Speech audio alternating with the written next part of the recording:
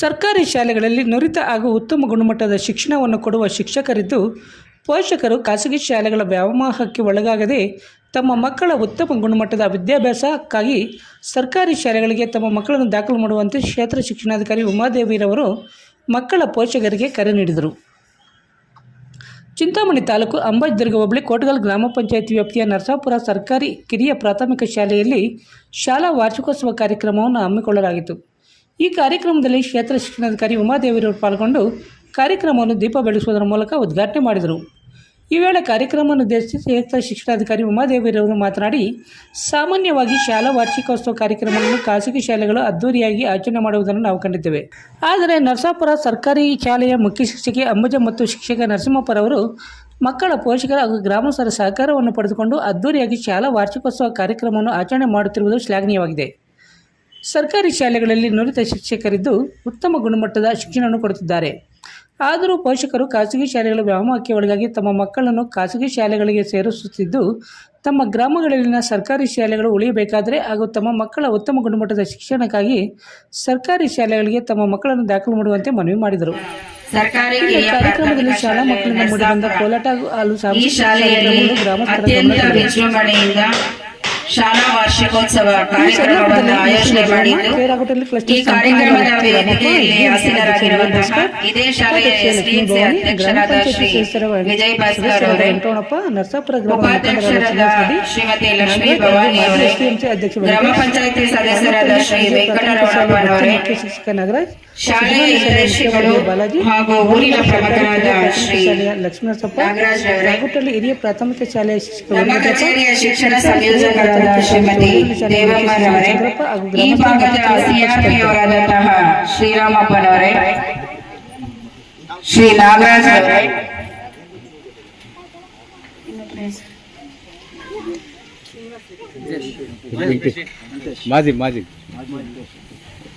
ಶ್ರೀ ವೆಂಕಟೇಶ್ ಅವರೇ,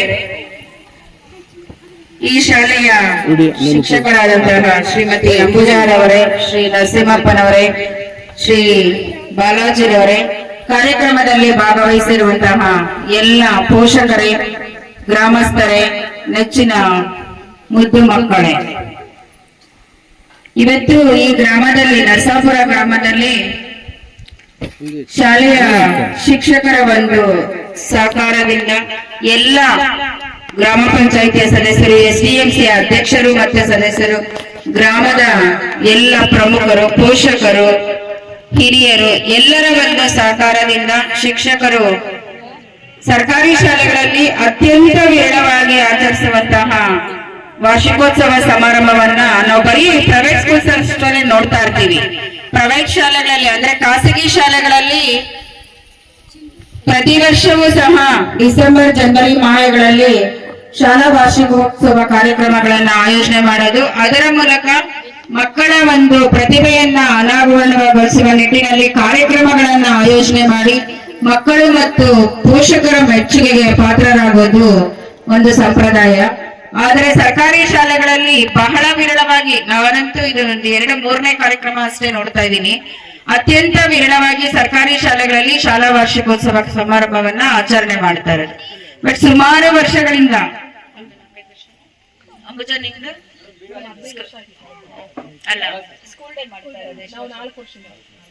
ಕಳೆದ 4 ವರ್ಷಗಳಿಂದ ಸತತವಾಗಿ ಮಕ್ಕಳಲ್ಲಿ ಸ್ವಲ್ಪ ತುಂಬಾ ಕಡಿಮೆ ಮಕ್ಕಳನ್ನ ಇಟ್ಕೊಂಡಿರೋದು ಸಹ ಈ ವರ್ಷಕ್ಕೆ ಕಂಪೇರ್ ಮಾಡಿದಾಗ ಶಾಲೆಯಲ್ಲಿ ಕೇವಲ 12 ಮಕ್ಕಳಿದಾವೆ.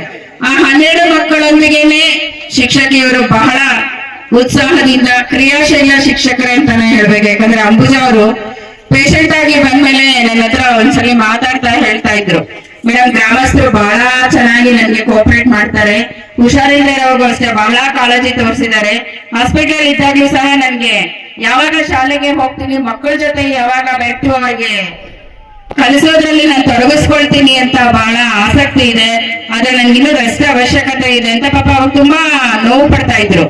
ಮಕ್ಕಳಿಗೆ ಏನೋ ಹೇಳ್ಕೊಡಕ್ ಆಗ್ಲಿಲ್ಲ, ಶಾಲೆಗೆ ಹೋಗಕ್ ಆಗ್ಲಿಲ್ಲ, ಮಕ್ಕಳ ಕಲಿಕೆ ಏನಾಗಿದೆಯೋ ನರಸಿಂಹಪ್ಪ ಅವರೊಬ್ಬರಿಗೆ ಹೊರೆಯಾಗಿದೆ. ಈ ನಿಟ್ಟಿನಲ್ಲಿ ಶಾಲೆ ಬಗ್ಗೆ ಬಹಳ ಕಾಳಜಿಯನ್ನ ವಹಿಸಿದ್ರು. ಕೇವಲ 12 ಮಕ್ಕಳನ್ನ ಶಾಲೆಯಲ್ಲಿ ದಾಖಲಾಗಿ ಇವಾಗ ಕಲಿತಾ ಇದ್ದಾರೆ. ಆ 12 ಮಕ್ಕಳೊಂದಿಗೆನೆ 18 ಕಾರ್ಯಕ್ರಮಗಳನ್ನ ಆಯೋಜನೆ ಮಾಡಿರೋದು ಬಹಳ ಟೀಚರ್ಗೆ ಎಷ್ಟು ಇಂಟ್ರೆಸ್ಟ್ ಇದೆ ಮತ್ತೆ ನಿಮ್ಮೆಲ್ಲರ ಒಂದು ಸಹಕಾರ ಎಷ್ಟಿದೆ ಅಂತ ನೋಡಿದ್ವಿ. ಯಾಕಂದ್ರೆ ಸಣ್ಣ ಸಣ್ಣ ಮಕ್ಕಳಿಗೆ ಕಲಿಸೋದು ಅಂದ್ರೆ ಬಹಳ ಕಷ್ಟ. ಆದ್ರೆ ಈಗ ಬಹಳ ಕಾಳಜಿಯಿಂದ ನೀವೆಲ್ಲರೂ ಕೋಆಪರೇಟ್ ಮಾಡಿರೋದ್ರಿಂದ, ಸಹಕಾರ ಕೊಟ್ಟಿರೋದ್ರಿಂದ ಪರೀಕ್ಷೆ, ನಾನಂತೂ ಕಾರ್ಯಕ್ರಮ ಕರೆಯೋಕ್ ಬಂದಾಗ ಈ ಪರೀಕ್ಷೆ ತುಂಬಾ ಸಮೀಪದಲ್ಲಿದೆ, ಈಗ ಯಾಕೆ ಸ್ಕೂಲ್ ಡೇ ಅಂತ ಕೇಳಿದೆ ಅಂಬುಜನ. ಬಟ್ ಕಾರಣಾಂತರಗಳಿಂದ ಲೇಟ್ ಆಯ್ತು ಮೇಡಮ್, ಮಾಡ್ಲೇಬೇಕು, ಪೋಷಕರು ಸಹ ಬಹಳ ಒತ್ತಡ ಮಾಡ್ತಾ ಇದ್ದಾರೆ ಅಂತ ಹೇಳಿದ್ರು. ಬಟ್ ಮಕ್ಕಳನ್ನ ಈಗ ಗಮನಿಸಿದಾಗ ಎಲ್ಲಾ ಕಾರ್ಯಕ್ರಮಗಳನ್ನು ಸಹ ನನಗೆ ಅಂಬುಜವರು ಒಂದು ಒಳ್ಳೆ ಡ್ಯಾನ್ಸರ್ ಅಂತ ಗೊತ್ತಿರ್ಲಿಲ್ಲ. ಯಾಕಂದ್ರೆ ಈಗ ಮಕ್ಕಳಿಗೆ ಒಂದು ಕಲ್ಸೋದಿದೆ ನೋಡ್ರಿ, ಆ ಕಲೆ ಎಲ್ಲರಿಗೂ ಬರೋದಿಲ್ಲ. ಹಾಗಾಗಿ ಮತ್ತೆ ಮಕ್ಕಳಿಗೆ ಡ್ರೆಸ್ ಸೆನ್ಸ್ ಈಗ ಗಮನಿಸ್ತಾ ಇದ್ದಾರೆ, ಕಾಸ್ಮೆಟಿಕ್ಸ್ ಆಗಿರ್ಬೋದು, ಎಲ್ಲವನ್ನೂ ಸಹ ಭರತನಾಟ್ಯ ನಮ್ಮ ಸರ್ಕಾರಿ ಶಾಲೆಗಳಲ್ಲಿ ಮಕ್ಕಳು ಭರತನಾಟ್ಯ ಮಾಡೋದು ಅಂದ್ರೆ ಅದು ದೊಡ್ಡ ಸಾಧನೆನೇ ಸರಿ. ಯಾಕಂದ್ರೆ ಕಲಿಸೋದಕ್ಕೂ ಕೂಡ ಅವಕಾಶ ಇರೋದಿಲ್ಲ. ಆದ್ರೆ ಪುಟ್ಟ ಮಕ್ಕಳು ಇಬ್ರು ಸಹ ಬಹಳ ಚೆನ್ನಾಗಿ ಭರತನಾಟ್ಯದ ಮೂಲಕ ನಮ್ಗೆಲ್ಲರಿಗೂ ಸಹ ಮನಸ್ಸಿಗೆ ಬಹಳ ಸಂತೋಷವನ್ನ ಕೊಟ್ಟಿದ್ದಾರೆ. ಈಗ ಗಂಡ್ಮಕ್ಳು ಸಹ ಸಾಮಾನ್ಯ ಹೆಣ್ಮಕ್ಳು ಬೇಗ ಕಲ್ತು ಬಿಡ್ತಾರೆ, ಆದ್ರೆ ಗಂಡ್ಮಕ್ಳಿಗೆ ಕಲ್ಸೋದು ಕಷ್ಟ. ಅಂತ ನಾವು ಮಕ್ಕಳು ಸಹ ಒಂದು ಒಳ್ಳೆಯ ಡ್ರೆಸ್ ಅನ್ನ ಹಾಕೊಂಡು ಅದರಲ್ಲೂ ಕೋಆಪರೇಟ್ ಮಾಡಿರೋದಕ್ಕೆ ಪೇರೆಂಟ್ಸ್ಗೆ ಥ್ಯಾಂಕ್ಸ್ ಹೇಳ್ಬೇಕು. ಒಂದೇ ರೀತಿ ಮಕ್ಕಳಿಗೆ ಒಂದು ನೃತ್ಯಕ್ಕೆ ಡ್ಯಾನ್ಸ್ ಅನ್ನ ಕೊಡಿಸಿ ಶಿಕ್ಷಕರೊಂದಿಗೆ ಸಹಕರಿಸಿ ಉತ್ತಮ ರೀತಿಯಲ್ಲಿ ಕಾರ್ಯಕ್ರಮವನ್ನ ಆಯೋಜನೆ ಮಾಡೋದು ಕೂಡ ತಮ್ಮೆಲ್ಲರ ಸಹಕಾರದಿಂದನೇ ಆಗಿದೆ. ಯಾಕಂದ್ರೆ ಒಂದು ಶಾಲಾ ವಾರ್ಷಿಕೋತ್ಸವವನ್ನ ಆಚರಣೆ ಮಾಡೋದು ಅಂತಂದ್ರೆ ಅದು ಕಿರಿಯ ಪ್ರಾಥಮಿಕ ಶಾಲೆಯಲ್ಲಿ ಕಡಿಮೆ ಮಕ್ಕಳ ದಾಖಲಾತಿ ಮತ್ತು ಹಾಜರಾತಿಯೊಂದಿಗೆ ಕಾರ್ಯಕ್ರಮ ಆಯೋಜನೆ ಅಂದ್ರೆ ಕಷ್ಟ ಸಾಧ್ಯನೇ ಆಗತ್ತೆ. ಯಾಕಂದ್ರೆ ಬಹಳಷ್ಟು ಖರ್ಚು ವೆಚ್ಚಗಳು ಬರೋದ್ರಿಂದ ಶಿಕ್ಷಕರ ಹಂತದಲ್ಲಿ ಅದನ್ನ ನಿರ್ವಹಿಸಿಕೊಂಡು ಪ್ರತಿ ವರ್ಷ ಮಾಡೋದು ಅನ್ನೋದು ಕಷ್ಟ ಆಗತ್ತೆ. ಆದ್ರೆ ತಾವೆಲ್ಲರೂ ಗ್ರಾಮ ಪಂಚಾಯತಿ ಆಗಿರ್ಬೋದು, ಶಾಲೆಯ SDMC ಸಮಿತಿಯವರಾಗಿರ್ಬೋದು, ಪೋಷಕರು ಎಲ್ಲರೂ ಸೇರಿ, ಊರಿನ ಪ್ರಮುಖರು ಎಲ್ಲರೂ ಪ್ರತಿಯೊಬ್ಬರು ಸಹ ಸಹಕಾರವನ್ನ ಕೊಟ್ಟಾಗ ಇಂತಹ ಕಾರ್ಯಕ್ರಮಗಳನ್ನ ಆಯೋಜನೆ ಮಾಡಿ ಎಲ್ಲ ಮಕ್ಕಳಲ್ಲಿ ಬಹಳಷ್ಟು, ಯಾಕಂದ್ರೆ ಪ್ರತಿಯೊಂದು ಮಗುವಲ್ಲೂ ಸಹ ಬೇರೆ ಬೇರೆ ರೀತಿಯ ಒಂದು ಪ್ರತಿಭೆ ಅಡಗಿರುತ್ತೆ. ಆ ಪ್ರತಿಭೆಗಳನ್ನೆಲ್ಲ ನೋಡೋದಕ್ಕೆ ನಮ್ಗೆಲ್ಲರಿಗೂ ಇಂಥ ಕಾರ್ಯಕ್ರಮಗಳ ಮುಖಾಂತರ ಸಾಧ್ಯ ಆಗತ್ತೆ. ಅದು ನೃತ್ಯ ಇರ್ಬೋದು, ಹಾಡೋದಿರ್ಬೋದು, ಭರತನಾಟ್ಯ ಇರ್ಬೋದು, ಬೇರೆ ಬೇರೆ ರೀತಿಯ ಚಟುವಟಿಕೆಗಳಿರ್ಬೋದು, ಕ್ರೀಡಾ ಚಟುವಟಿಕೆಗಳಿರ್ಬೋದು. ಅಂದ್ರೆ ಶಾಲೆಯಲ್ಲಿ ಮಕ್ಕಳಿಗೆ ನಾವು ಬರೆಯೋದು ಓದೋದಷ್ಟೇ ಕಲಿಸೋದಿಲ್ಲ, ಸಂದರ್ಭಕ್ಕೆ ಅನುಗುಣವಾಗಿ ಮಕ್ಕಳಿಗೆ ಓದೋದನ್ನ ಬರೆಯೋದರ ಕೊಡುವ ಶಿಕ್ಷಣದ ಜೊತೆಯಾಗಿಯೇ ಮೌಲ್ಯಾಧಾರಿತವಾಗಿ ಮಾನವೀಯ ಮೌಲ್ಯಗಳನ್ನ ಒಳಗೊಂಡಂತಹ ಮೌಲ್ಯಾಧಾರಿತ ಶಿಕ್ಷಣವನ್ನು ಕೂಡ ಕೊಡ್ತಾ ಇರ್ತೀವಿ. ಹಾಗಾಗಿ ಮಕ್ಕಳು ಇರುವ 24 ಗಂಟೆಯಲ್ಲಿ ಕೇವಲ ಒಂದು ಮ್ಯಾಕ್ಸಿಮಮ್ ಅಂದ್ರೆ ಒಂದು 6 ಅವರ್ಸ್ ಟೀಚರ್ಸ್ ಜೊತೆ ಇರ್ಬೋದು. ಉಳಿದ ಎಲ್ಲಾ ಸಮಯ 18 ಗಂಟೆಗಳ ಅವಧಿ ಆಲ್ಮೋಸ್ಟ್ ನಿಮ್ಮ ಜೊತೆ ಇರೋದ್ರಿಂದ ನೀವು ಮಕ್ಕಳಿಗೆ ಬಹಳಷ್ಟು ಒಳ್ಳೆಯ ಟೇಕ್ ಕೇರರ್ಸ್ ಆಗಿ ಮಕ್ಕಳ ಪ್ರತಿಯೊಂದು ಚಲನವಲನವನ್ನ ಗಮನವಿಟ್ಟು ಮಕ್ಕಳಿಗೆ ಒಂದು ಒಳ್ಳೆಯ ಮಾರ್ಗದರ್ಶನ ಕೊಡುವಂತಹ ತಂದೆ ತಾಯಿರು ತಾವಾಗಬೇಕು ಅಂತ ಕೋರ್ತಾ